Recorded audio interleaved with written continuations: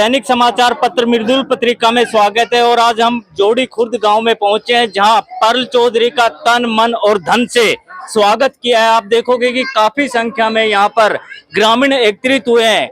ऐसा लग रहा है कि जब जैसे जैसे जैसे चुनाव का प्रचार बढ़ रहा है, वैसे वैसे लोग परल चौधरी की ओर बढ़ रहे हैं। मैडम, आज अहिरवाल के गढ़ में पहुंचे हो, हमने जनौला भी देखा, उसके बाद जोड़ी में भी देख रहे हैं। तो जैसे जैसे आप अहिरवाल के क्षेत्र में बढ़ रहे हो, तो इस बार लोग बदलाव की राह देख रहे हैं। क्या कहना चाहोगे आप? जी बिल्कुल, आपने सही कहा कि अगर अहिरवाल का गढ़ है तो ये भी हमारे पटौदी क्षेत्र में आता है। पटौदी क्षेत्र जो समस्याओं से जूझ रहा है, वो हमारा ये क्षेत्र भी जूझ रहा है। तो इस बार जो बदलाव है, वो जनता ने मन बनाया है कि जो भी उनको सुविधाएं 10 सालों में नहीं मिली हैं, जो आक्रोश उनके मन में है, इसके कारण आप इतना जन सैलाब देख रहे हैं। और यही दिखाता है कि यहाँ से ही नहीं, हम पूरे पटौदी क्षेत्र से इस बार जीत दर्ज करेंगे। जिस प्रकार से चुनाव प्रचार बढ़ रहा है, स्टार प्रचारक आपके कब से स्टार्ट हो जाएंगे? आज से हमारे बीच में राज बब्बर जी, जो हमारे लोकसभा के प्रत्याशी थे, वो आज से हमारे बीच में रहेंगे। और उसके बाद आप जैसे जैसे आप देखेंगे कि हमारा ये सैलाब बढ़ता जा रहा है।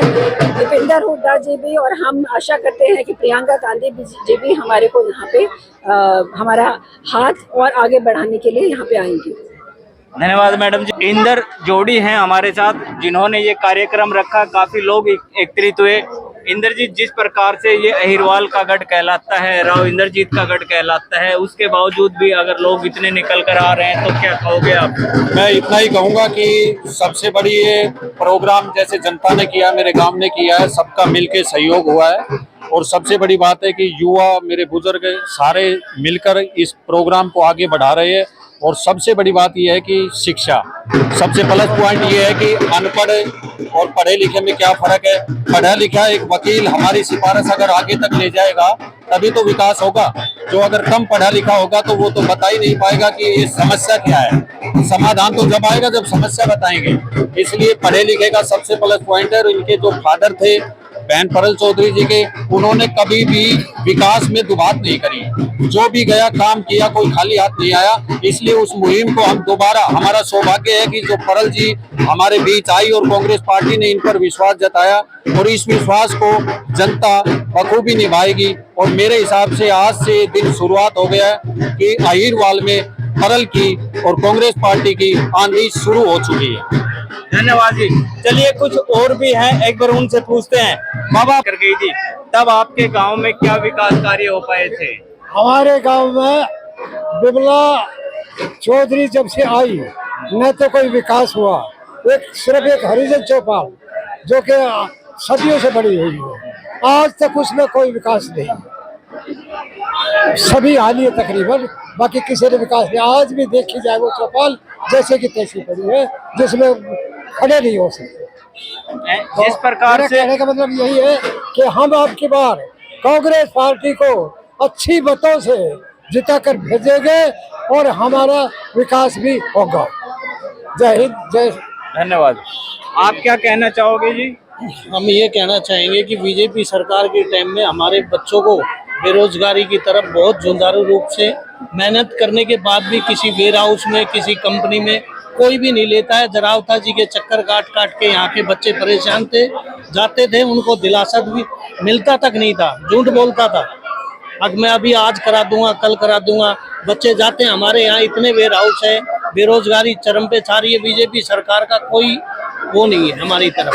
कांग्रेस पार्टी के अध्यक्ष दीपेंद्र चौधरी जी रहे, उन्होंने हमारे गांव में हमारे बच्चों का रुझान रोजगार की तरफ किया था। IMT मानेसर में भी उन्होंने काफी बच्चों को रोजगार दिलवाया। हम उनके बड़े आभारी हैं। और अब उनकी बेटी जो ये आई है, ये भी हमारे बच्चों को रोजगार दिलाने में और गाँव में काम कराने में और सबका सहयोग और सबको साथ लेके चलने वाली मैडम है। धन्यवाद जी। मनोज कुमार। हाँ जी, जिस प्रकार से हम चुनावों में जब वोट डालने जाते हैं तो बहुत सारी चीजें देखते हैं, तो आप इस बार मुद्दा क्या देखोगे? मुद्दा भाई हम यही देख रहे हैं कि हमने 10 साल मौका दिया बीजेपी को। अब हरियाणा में लहर है, कभी बीजेपी की लहर थी, आज लहर है हरियाणा में कांग्रेस की। तो हम कांग्रेस के साथ रहेंगे। हम अपना विधायक ऐसा नहीं बनाएंगे जो पहले हम गलती गंगाराम के टाइम में कर चुके हैं, अब वो नहीं करेंगे। हम कांग्रेस के साथ है, जो हरियाणा में लहर है उसके साथ रहेंगे। कल ऐसा ना हो जाए जैसे सरकार किसी की और गंगाराम की तरह हमारी पटौदी पीछे चली जाए। हम कांग्रेस की लहर है तो कांग्रेस के साथ हैं। धन्यवाद। जिस प्रकार से इन्होंने कहा कि भाई हम इस तरह का वो नहीं चाहते कि लहर है कांग्रेस की, तो आप क्यों मान के चल रहे हो कि कांग्रेस की लहर है, कांग्रेस आ रही है, बीजेपी जा रही है? देखो, जो भारतीय जनता पार्टी की जो जन विरोधी नीतियां थी, तो इस बार प्रदेश के अंदर भारतीय जनता पार्टी के खिलाफ लहर चल रही है। चाहे वो महंगाई की बात हो, चाहे वो शिक्षा की बात हो, चाहे स्वास्थ्य की बात हो, भारतीय जनता पार्टी ने जुमले और झूठ बोल के जो राज में लेकर आई थी, आज जो आम जनता है भारतीय जनता पार्टी का झूठ को पकड़ चुकी है। अब वो पार्टी कांग्रेस पार्टी के साथ चल रही है। और पटौदी के अंदर हमें इतने शिक्षित उम्मीदवार जो दी है प्रदेश नेतृत्व ने, हम धन्यवाद करते हैं।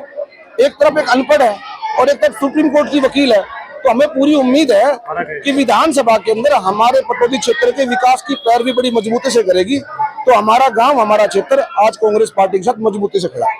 नहीं, जिस प्रकार से आपने कहा कि अनपढ़ है, लेकिन अब हम उसको अनपढ़ नहीं कह सकते क्योंकि एफिडेविट जो है उसमें 10 पास का वो दिया हुआ है, तो हम अनपढ़ नहीं कह सकते। देखो, मतलब कांग्रेस बीजेपी की जो दोहरी नीति है कि पंच बनने के लिए आपको 8वीं पास चाहिए, सरपंच बनने के लिए 10वीं पास चाहिए और एमएलए बनने के लिए अनपढ़ भी लग सकते हो। अरे एमएलए तो कम से कम ग्रेजुएट होना चाहिए जो हमारे विकास के मुद्दे को विधानसभा में उठा सके। तो हमारी जो क्षेत्र की जो जनता है वो परल चौधरी के साथ है और हम आने वाली 8 तारीख को यहाँ से कांग्रेस की झोली में पटौदी की सीट को डाल जा रही है। कुछ महिलाएं भी, एक बार उनसे भी पूछते हैं, अम्मा क्या मुद्दा लेकर के जो है चुनाव में जाओगे? प्लाट कटवा दे, 50 ही कटवा दे, बस 50 नहीं, बीजेपी और कांग्रेस दोनों कह रही हैं कि हम तो 100 गज के प्लाट देने के लिए तैयार हैं, आप 50 गज की बात कर रहे हो। हम तो इतनी दे दी, इतनी में सबर है। बीजेपी ने तो आज तक नहीं दिया कुछ भी, प्लाट निकल रहा है हमारा, कुछ भी वो कर दिया हमारा, बहुत दूर है, 50 ही न दे रहा। हाँ, वो तो दे ही नहीं रहा है। नू कह रहा प्लाट निकल रहा है, नू कह रहा 1-1 लाख रुपया ले लो और प्लाट की छुट्टी चौपाल मारी, हरिजन चौपाल अभी तक आपके गांव में हरिजन चौपाल नहीं है? तो हरी टूटी पड़ी है, कोई सुविधा ना है। कितने टाइम से टूटी पड़ी है? 10 साल हो। 10 साल से। बताओ, गरीब आदमी तो खाना उना रोड़ी में पंचायत जगह ना है, 1 किलो खरीद के गरीबा का प्लाट कटवा दी, 50 गज कटवा दी। हमने इतनी जरूर करवाओ। और बिजली का बिल भी इतना घना कर रखा है, गरीब आदमी हमारे जैसा था तो बिल भी ना पाते, वो गाड़ देते हैं, कोई नहीं उड़ाता। हाँ, ये चौपाट हमारी जरूर करवा। बिजली का बिल भी ना फटता, हमारे जैसा था तो इतना घना बिल आवे। वाटिका का पैसा है कहीं पे ना है, और चौपाट हो तो गरीब आदमी कोई अपना फंक्शन तो कर ले, लड़की की शादी कर ले, लड़का की कर ले, तो कम से कम थोड़ा बहुत तो कुछ करे। अब आपकी चौपाट जो है बिल्कुल टूटी पड़ी है।